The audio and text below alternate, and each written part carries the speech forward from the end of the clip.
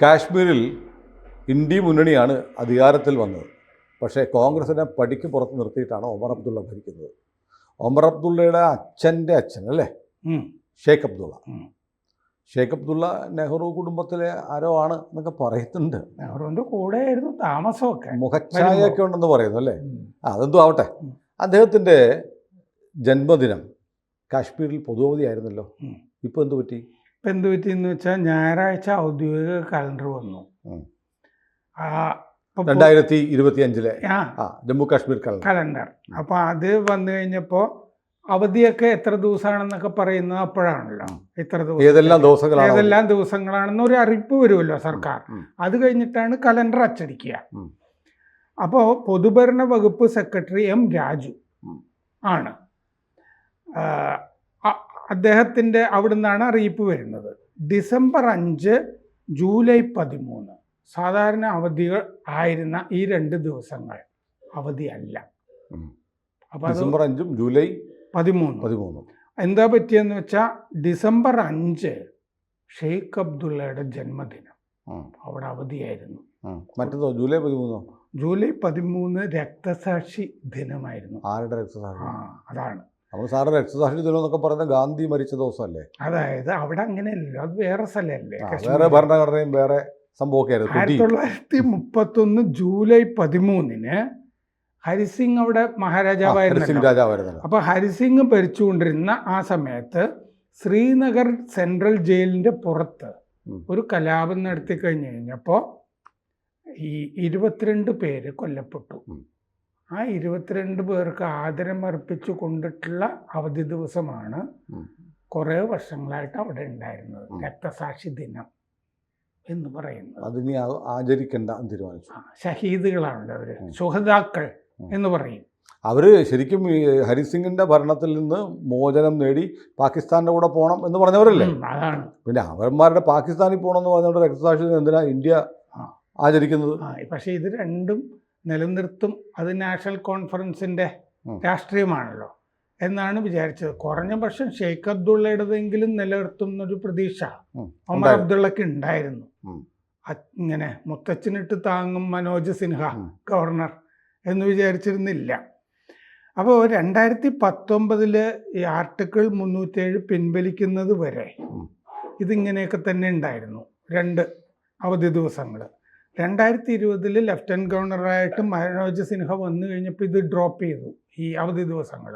അദ്ദേഹത്തിൻ്റെ ഭരണമാണല്ലോ. കഴിഞ്ഞ 4 കൊല്ലം സത്യത്തിൽ ഉണ്ടായിരുന്നില്ല. ഇത് ഒന്നും പറയാനും പറ്റില്ല, ഗവർണർ ഭരിക്കുകയാണ്. പക്ഷെ സർക്കാർ വന്നല്ലോ. ഇപ്പോൾ ഒമർ അബ്ദുള്ളയുടെ സർക്കാർ വന്നു. 2014 ശേഷം ആദ്യത്തെ തെരഞ്ഞെടുപ്പുമാണ് നടക്കുന്നത്. അതുകൊണ്ട് ഇത് നിലനിർത്തും എന്നാണ് ഈ സർക്കാർ പ്രതീക്ഷിച്ചിരുന്നത്. അതിനുള്ള നിവേദനവും കാര്യങ്ങളൊക്കെ കൊടുക്കുകയും ചെയ്തിരുന്നു. ഇപ്പോൾ നാഷണൽ കോൺഫറൻസിൻ്റെ വക്താവ് തൻവീർ സാദിഖ് പറഞ്ഞു, BJPക്ക് ചരിത്രത്തോട് അനാദരവാണ്, അതാണ് ഈ 2 ദിവസം ഒഴിവാക്കുന്നത്. അതുകൊണ്ട് ഞങ്ങൾ സംസ്ഥാന പദവിക്ക് വേണ്ടിയിട്ടുള്ള പ്രക്ഷോഭം തുടരും, ശക്തമാക്കും. ഈ 2 അധികാര കേന്ദ്രങ്ങൾ ഈ സംസ്ഥാനത്ത് വേണ്ട എന്ന് പറഞ്ഞു. അപ്പോൾ ഡിസംബർ 5 എങ്കിലും അവധിയാകുമെന്ന് നാഷണൽ കോൺഫറൻസ് കരുതിയിരുന്നു ഷെയ്ഖ് അബ്ദുള്ളയുടെ ജന്മദിനം. നാഷണൽ കോൺഫറൻസിൻ്റെ ജനറൽ സെക്രട്ടറി അലി മുഹമ്മദ് സാഗർ ഈ മാസം ആദ്യം ഒമർ അബ്ദുള്ളയ്ക്ക് ഈ ജന്മദിനം ഉൾപ്പെടുത്തണം അവധിയായിട്ട് എന്നൊരു നിവേദനം കൊടുത്തിരുന്നു. അങ്ങയുടെ മുത്തച്ഛൻ്റെത് അവധിയായിട്ട് തന്നെ വേണമെന്ന്. അപ്പോൾ വലിയ സ്നേഹമായിരിക്കുമല്ലോ, ഇയാൾ കുടുംബത്തോട് കൂറ് കാണിക്കുന്ന ആളാണ്. അതെ അതെ. അപ്പോൾ അങ്ങനെ ഒരുപക്ഷെ പാർട്ടി തീരുമാനപ്രകാരം എഴുതി തന്നേക്കും എന്ന് പറഞ്ഞതുമായിരിക്കാം. അതെ അതെ, ഒമർ അബ്ദുള്ള ഇയാളെ വിളിച്ച് പറഞ്ഞു ഇങ്ങനൊരു നിവേദനം തന്നേക്കാം എന്ന് പറഞ്ഞു. അപ്പോൾ രാജ്ഭവൻ, മുഖ്യമന്ത്രിയുടെ ഓഫീസ്, ഇപ്പോൾ ഇത് രണ്ടും തമ്മിൽ അധികാരത്തിൻ്റെ കാര്യത്തിൽ പ്രശ്നമുണ്ട്. എന്താണെന്ന് വെച്ചാൽ ഈ ട്രാൻസാക്ഷൻ ഓഫ് ബിസിനസ് റൂൾസ്, അതായത് 2 സ്ഥാപനങ്ങൾക്കും, രാജ്ഭവനും മുഖ്യമന്ത്രിയുടെ ഓഫീസിനും ഒക്കെ എങ്ങനെയാണ്, എന്തിലൊക്കെയാണ് അധികാരം എന്നുള്ള വിഭജനം അവിടെ നടന്നിട്ടില്ല ഇതുവരെ. സംസ്ഥാന പദവി, കാരണം അത് പ്രത്യേക പദവിയൊക്കെ ഉള്ള അതെ. സ്ഥലമായിരുന്നല്ലോ. ഉം. സംസ്ഥാന പദവി കിട്ടുമെന്ന് കരുതിയിട്ടാണ് വലിയ തർക്കത്തിനൊന്നും നാഷണൽ കോൺഫറൻസ് പോകാത്തത്. അങ്ങനെ എവിടുന്നോ ഡൽഹിയിൽ നിന്നോ മറ്റോ ഒരു ഉറപ്പ്. അത് മാത്രമല്ല, ഈ തവണ തെരഞ്ഞെടുപ്പ് ജയിച്ചതിന് ശേഷം ഒമർ അബ്ദുള്ളയും അച്ഛൻ അബ്ദുള്ളയും പൊതുവിൽ EVM-ന്റെ വിഷയത്തിൽ അതെ രാഹുൽ ഗാന്ധിയെ തള്ളി പറഞ്ഞു. പറഞ്ഞു. പിന്നെ തള്ളി പറഞ്ഞത് മാത്രമല്ല, ഇങ്ങനെ വിശ്വാസമില്ലാതെ തന്നെ ഇലക്ഷൻ മത്സരിക്കരുതെന്ന് പറഞ്ഞു. അപ്പോൾ ആ വിഷയം കാശ്മീരിലെ തെരഞ്ഞെടുപ്പിൽ പൂർണ്ണ തൃപ്തിയാണ് അച്ഛനും മകനും ഉള്ളത്. അതെ അതെ, അവർ അധികാരത്തിൽ വന്നു. പിന്നെ പാകിസ്ഥാനെതിരെ പറഞ്ഞു. പാകിസ്ഥാനെതിരെ നിരന്തരം സ്റ്റേറ്റ്മെന്റ്സ് ഇറക്കി. ഇന്ത്യയെ തൊട്ട് കളിക്കാൻ നോക്കണ്ട, നീയൊക്കെ നിന്റെ പണി നോക്ക്. കാരണം അവര് കോൺഗ്രസ് ജമ്മുവിൽ സീറ്റ് ഉണ്ടാക്കിക്കോളുന്ന വിചാരിച്ചേ. ഒന്നുമില്ല, ആകെ 6 സീറ്റോ. അതെ. അപ്പോ കോൺഗ്രസിനെ കൊണ്ട് ഒരു ഗുണവുമില്ല. കോൺഗ്രസിനെ മന്ത്രിസഭയിൽ ഒരു ഹിന്ദു ജയിച്ചതും മന്ത്രിയാക്കിയതും ഒക്കെ ജമ്മുവിൽ നാഷണൽ കോൺഫറൻസ് ആണ്. അല്ല, കോൺഗ്രസിനെ ഇതുവരെ മന്ത്രിസഭയിൽ എടുത്തുമില്ല, എടുക്കാൻ ഉദ്ദേശിക്കുന്നുമില്ല. അതുകൊണ്ട് BJP-യുമായിട്ടൊരു സഖ്യത്തിന് പോകുന്നതാണ് എന്തുകൊണ്ടും നല്ലത്. ഒമർ അബ്ദുള്ള, ഞാനങ്ങനെ കരുതുന്നു, BJP-യുമായിട്ടൊരു സഖ്യത്തിലേക്കാണ് കാശ്മീരിൽ പോകുന്നത്. BJP NC സർക്കാരാണ് ഇനി വരാൻ പോകുന്നത്. ഇത് കാരണം മറ്റേ മുഫ്തി മെഹബൂബയുടെ പാർട്ടിയുടെ പണി തീർന്നു. ആ പാർട്ടി ഇനി തിരിച്ചു വരില്ല. അപ്പോൾ ഒരുപക്ഷെ BJP NC മന്ത്രിസഭ വരികയും പണ്ടുണ്ടായിരുന്ന പോലെ മുഖ്യമന്ത്രി ഒമർ അബ്ദുള്ളയും ആഭ്യന്തര ഉൾപ്പെടെയുള്ള വകുപ്പുകളുമായിട്ട് BJP-യുടെ ഒരു മുഖ്യമന്ത്രി വരികയും ചെയ്യാനുള്ള സാധ്യത ഈ 2025 സംസ്ഥാന പദവിയും കൊടുക്കാം. ലഫ്റ്റനന്റ് ഗവർണറെ പിൻവലിക്കുകയും ചെയ്യാം. സാധാരണ ഗവർണറൊക്കെ ആയാൽ മതി, ലഫ്റ്റനന്റ് ഗവർണർ ആവുക. അങ്ങനെ ഒരു സൊല്യൂഷനിലേക്ക് പോകാനുള്ള സാധ്യതയുണ്ട്. മാത്രമല്ല, കാശ്മീർ അസംബ്ലിയിൽ ആർട്ടിക്കിൾ 370 റദ്ദാക്കിയതിനെതിരെ പ്രമേയം കൊണ്ടുവരണമെന്ന് ഇപ്പോൾ PDP ആവശ്യപ്പെട്ടിരുന്നു. NC ചെയ്തില്ല. അത് ചെയ്തില്ല. അവർക്ക് സംസ്ഥാന പദവി മതി. ആ കാര്യമാണ് എപ്പോഴും പറഞ്ഞുകൊണ്ടിരിക്കുക. ഈ കാര്യത്തിലും വലിയ പ്രക്ഷോഭത്തിനൊന്നും സ്കോപ്പില്ല, സാധ്യതയില്ല. പക്ഷെ അവിടെ സംവരണത്തിന് സംബന്ധിച്ചിട്ട് വിദ്യാർത്ഥികളുടെ ഒരു പ്രക്ഷോഭം നടക്കുന്നുണ്ട്. കാരണം ഹിന്ദുക്കൾക്ക് സംവരണം കൊടുക്കുന്നത് അതെന്താണെന്ന് വെച്ചാൽ അവിടെ ഈ ഓപ്പൺ മെറിറ്റില് മുസ്ലിങ്ങൾക്ക് 53%, 54% സംവരണം കിട്ടുന്നുണ്ടായിരുന്നു. ഓപ്പൺ മെറിറ്റ് എന്ന് പറയുമ്പോൾ അവിടുത്തെ ഭൂരിപക്ഷം 67%, 69% ഉണ്ട് അവിടെ മുസ്ലിങ്ങൾ. അവർക്കാണല്ലോ മൊത്തം കിട്ടുന്നത്. ബാക്കി സ്ഥലത്ത് മുസ്ലിം സംവരണം ഇവിടെയൊക്കെ 12% അല്ലേ, 10-12%. അവിടെ 53% കിട്ടുന്നുണ്ടായിരുന്നു. അത് 33% കുറഞ്ഞു. പിന്നെ SC/STക്കൊക്കെ അവിടെ കൊടുത്തു ഹിന്ദുക്കൾക്ക്. അവിടെ 370 പ്രത്യേക പദവിക്ക് ആയതുകൊണ്ട് അവിടെ സംവരണമൊന്നും ഉണ്ടായിരുന്നില്ല ഈ ഹിന്ദു വിഭാഗങ്ങൾക്ക്. മുസ്ലിമിനായിരുന്നു. അത് തിരിച്ചു കിട്ടണം എന്ന് പറഞ്ഞിട്ടുള്ള പ്രക്ഷോഭമാണ് നടക്കുന്നത്. പള്ളി പോയി പറയാൻ പറയും. അതെ, അതാണ് സംഭവം. അപ്പൊ സംസ്ഥാന പദവി കിട്ടുന്നുള്ളത് കൊണ്ടാണ് തർക്കമില്ലാത്തത്. പക്ഷേ കൂടുതൽ വകുപ്പുകൾ ഇപ്പോൾ ലഫ്റ്റനന്റ് ഗവർണർ ആണ് കൈകാര്യം ചെയ്തുകൊണ്ടിരിക്കുന്നത്. അതുകൊണ്ടാണ് ഈ പൊതുഭരണ വകുപ്പ്, പോലീസ്, ആഭ്യന്തരം ലഫ്റ്റനന്റ് ഗവർണർ ആകുമ്പോൾ അങ്ങനെ വരും. അപ്പോൾ മുഖ്യമന്ത്രിക്ക് കീഴിലുള്ള പല വകുപ്പും നിയന്ത്രിക്കുന്നത് മനോജ് സിൻഹയുടെ കയ്യിലുള്ള IAS-കാരാണിപ്പോൾ.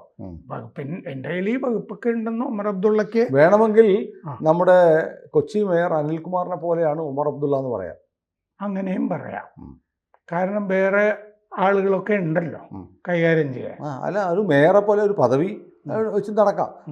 കുറച്ച് പക്ഷേ അനിൽകുമാറിന് ഒരുപാട് കാര്യങ്ങൾ ചെയ്യാൻ പറ്റും. അവിടെ അതൊന്നും പറ്റത്തില്ല. എന്ത് ചെയ്യണമെങ്കിലും ഡൽഹിയിലാണേലും കാശ്മീരിലാണേലും ലഫ്റ്റനന്റ് ഗവർണർ ഒപ്പിട്ടാലേ ആ തീരുമാനം നടപ്പാവുള്ളൂ. അതെ, മുഖ്യമന്ത്രിയാണെന്ന് പറയാം, ഭാവിക്കാം. ഞങ്ങളുടെ കുടുംബത്തിന്റെ പൈതൃകം ഞാൻ ദീപശിഖ എന്തുന്നു എന്നൊക്കെ ഭാവിക്കാം. ഈ ഒമർ അബ്ദുള്ള മുമ്പ് രാജീവ് ഗാന്ധി മന്ത്രിസഭയിൽ കേന്ദ്രമന്ത്രിയായിരുന്നല്ലോ. രാജീവ് ഗാന്ധിയാണോ മൻമോഹൻ സിംഗിന്റെ ആണോ? നേരത്തെ ഏറ്റവും ചെറുപ്പക്കാരനായ കേന്ദ്രമന്ത്രിയായിരുന്നു. വളരെ ചെറുപ്പത്തിൽ 20s-ലോ 30s-ലോ മറ്റോ കേന്ദ്രമന്ത്രിയായ ആളാണ്. ആള് വളരെ സ്മാർട്ടാണ്. പക്ഷെ അദ്ദേഹം ഒരുപാട് പാകപ്പെട്ടു വന്നു തോന്നുന്നു. അത് ശരിയാണ്. അദ്ദേഹത്തിന് ആ കുടുംബത്തിൽ മുമ്പ് കണ്ടിരുന്ന അത്രയും ബഹളം, ധിക്കാരം, ധാർഷ്ട്യമൊന്നുമില്ല. അതാണ് ചെത്തിക്കളയുന്നൊന്നും പറയാനില്ല. ഇപ്പോൾ നിലവിലുള്ള രാഷ്ട്രീയ സാഹചര്യത്തോട് വളരെ പൊരുത്തപ്പെട്ട് റിയാലിറ്റിയൊക്കെ ഫേസ് ചെയ്ത് ഇനിയൊരു കാശ്മീർ രാജ്യം ഉണ്ടാവാനൊന്നും പോണില്ല, ഇന്ത്യയുടെ ഭാഗമായിട്ട് പോയേ പറ്റുള്ളൂ എന്നുള്ള റിയാലിറ്റി. കാരണം ആ കുടുംബം ഉണ്ടാക്കിയതിനേക്കാൾ വികസനം ലഫ്റ്റനന്റ് ഗവർണർ വന്ന ശേഷം അവിടെ BJP ഉണ്ടായി. പക്ഷേ വേറെ കാര്യമുണ്ട്, അവിടെ ഉണ്ടായെങ്കിൽ പോലും അവിടെ ജനങ്ങൾ എൻ്റെ ഒരു സുഹൃത്ത് ഒരു പ്രൊഫഷണലാണ്, ശ്രീമതി ഷിബി PK ഷിബി, കാശ്മീരിൽ പോയിട്ട് വന്നിട്ട് പറഞ്ഞു അവിടെ നോക്കുമ്പം അവിടെ ജമ്മുവിലൊക്കെ ഈ പറയുന്ന പോലെ വലിയ ഗർത്തങ്ങളുണ്ടല്ലോ, അവിടെയൊക്കെ JCB വലിയ പില്ലറുകൾ ഉണ്ടാക്കുകയാണ്, റോഡ് ഉണ്ടാക്കാൻ, എലിവേറ്റഡ് ഹൈവേസും ഒക്കെ ഉണ്ടാക്കാൻ പണി നടക്കുകയാണ്. പക്ഷേ ആളുകൾ കരുതുന്നത് ഇതൊക്കെ ജമ്മു കാശ്മീർ സർക്കാർ ചെയ്യുന്നതാണ്, BJP ഗവൺമെൻറ്റിൻ്റെ കേന്ദ്ര ഗവൺമെൻറ്റാണെന്ന് ഇപ്പോഴും അവർക്ക് ധാരണയൊന്നുമില്ല. നമ്മളെ ഭരിക്കുന്ന സർക്കാർ ചെയ്യുന്നു എന്നാണ് അവർ ധരിച്ചു കൊടുത്തിരിക്കുന്നത്. അത് BJP സർക്കാരിൻ്റെ ഒരു വലിയ പരാധീനതയാണ്. കേരളത്തിലാണേലും കാശ്മീരിലാണേലും ചെയ്യുന്ന കാര്യങ്ങൾ എത്തിക്കാൻ കഴിയുന്നത്. ഞാനിപ്പം കഴിഞ്ഞ ദിവസം അങ്ങനെ ഈ ഒമർ അബ്ദുള്ളയുടെ കുടുംബം പറഞ്ഞോട്ടെ, അങ്ങനെയെങ്കിലും അവർ നമ്മുടെ സഖ്യകക്ഷി ആകട്ടെ എന്ന് BJP ധരിച്ചിട്ടുണ്ടാവും. അല്ല, ഇത് ഞാൻ പറയുന്ന ആറ്റിറ്റ്യൂഡിൻ്റെ ഒരു കാര്യമാണ്. ഇപ്പോൾ എറണാകുളം മാർക്കറ്റിൽ 80 കോടി രൂപയുടെ കേന്ദ്ര ഫണ്ട് കൊണ്ട് അത്യാധുനിക സംവിധാനങ്ങളുടെ മാർക്കറ്റ് കെട്ടിടം ഉണ്ടായി. അത് ഉദ്ഘാടനം ചെയ്ത പിണറായി വിജയനാണ്. സംസ്ഥാന മന്ത്രിമാരൊക്കെ ഉണ്ട്. ജോർജ് കുര്യൻ അതിൽ പങ്കെടുക്കേണ്ടായിരുന്നു. പക്ഷേ ജോർജ് കുര്യൻ കേന്ദ്രമന്ത്രിക്ക് അന്ന് പാർലമെൻറ്റിൽ അടിയന്തരമായിട്ട് നിൽക്കണമെന്ന് വിപ്പ് വന്നപ്പോൾ തിരിച്ചു പോകേണ്ടി വന്നു. അപ്പോൾ പിണറായി സർക്കാർ ഉണ്ടാക്കിയ 80 കോടിയുടെ അത്യാധുനിക മാർക്കറ്റ് എന്ന തരത്തിലാണ് പത്രപരസ്യവും ചെയ്തു പിണറായി. അങ്ങനെ പറഞ്ഞിരുന്നു. പിണറായിയുടെ പരസ്യം തലേക്ക് വെച്ചിട്ട് ഒരു നയ പൈസ കൊച്ചി കോർപ്പറേഷനോ സംസ്ഥാന സർക്കാർ പരിപാലനം മാത്രമാണ് കൊച്ചി കോർപ്പറേഷന് 80 കോടി രൂപയാണ്. 80 76 കോടിയോ ഫിഗർ ഞാൻ മറന്നുപോയി. അത്രയും വലിയ തുകയാണ്. അത്രയും പണം കേന്ദ്രം സ്മാർട്ട് സിറ്റി മിഷൻ പ്രകാരം അങ്ങ് കൊടുത്താണ്. ഗുരുവായൂരുണ്ട്, കൊച്ചിയിലുണ്ട്, തിരുവനന്തപുരത്തുണ്ട്. 3 സ്ഥലത്തും കേന്ദ്രത്തിൻ്റെ മുഴുവൻ പൈസയാണ്. നടത്തിപ്പ് ജോലി, അതായത് അത് ഭരിച്ചുകൊണ്ട് പോകാൻ മാത്രമാണ് കോർപ്പറേഷൻ ചെയ്യുന്നത്. അതിൽ കേന്ദ്ര സർക്കാരിനൊരു നന്ദി പോലും ആരും പറഞ്ഞില്ല. അപ്പം ഞാൻ BJPയുടെ വൈസ് പ്രസിഡൻ്റ് ആണല്ലോ നമ്മുടെ ഡോക്ടർ KS രാധാകൃഷ്ണൻ. അദ്ദേഹം ഇവിടെ വന്നപ്പോൾ ഞാൻ പറഞ്ഞു, നമ്മുടെ ചാനലിൽ വരുന്നുണ്ടല്ലോ, ഞാൻ പറഞ്ഞൊരു ഈ BJPക്ക് അടുപ്പിച്ചില്ലെങ്കിൽ ഒരു 10,000 പോസ്റ്റർ അച്ചടിക്കുക. കൊച്ചി മാർക്കറ്റിന് വേണ്ടി 80 കോടി രൂപ അനുവദിച്ച നരേന്ദ്രമോദിക്ക് അഭിവാദ്യങ്ങൾ എന്ന് പറഞ്ഞിട്ട് കൊച്ചി നഗരത്തിൽ ഒരു 10,000 പോസ്റ്ററും കൊട്ടിച്ചാൽ പിക്ചർ മാറത്തില്ലായിരുന്നു. ഒരു 200 ഫ്ലക്സ് ബോർഡും വെക്കുക. ഒന്നും നടന്നില്ല. അങ്ങനെ ആ പ്രചാരണ രംഗത്ത് ക്യാമ്പയിൻ അത് ജില്ലാ കമ്മിറ്റിക്ക് ചെയ്യാവുന്നതാണ്.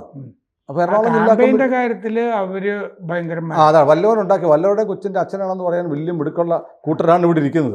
പിന്നെ സ്വന്തം കൊച്ചിൻ്റെ അച്ഛൻ ഞാനാണെന്ന് പറയാൻ പോലും ഈ പറഞ്ഞ ആളുകൾക്ക്, BJPക്കാർക്ക് വലിയ വൈമുഖ്യം, വൈക്ലഭ്യം, ലജ്ജ പോലുമാണോ എന്ന് സംശയം.